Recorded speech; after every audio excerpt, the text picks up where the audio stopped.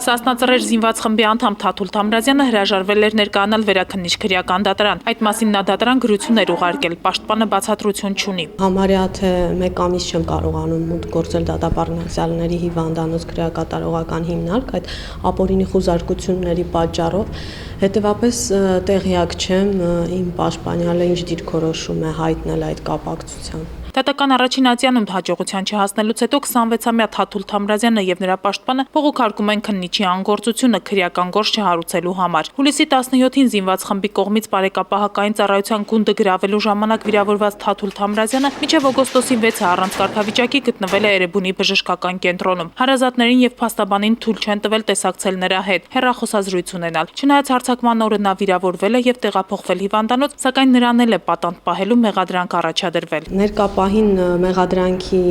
վերաբերյալ որևէ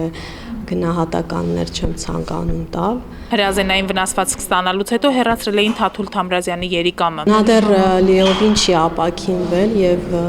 ապաքինվելուց հետո նրան սպասվում է երկրորդ վիրահատություն, վերականգնողական վիրահատություն։ Փորձով դատական նիստը կկայանա մարտի 6-ին։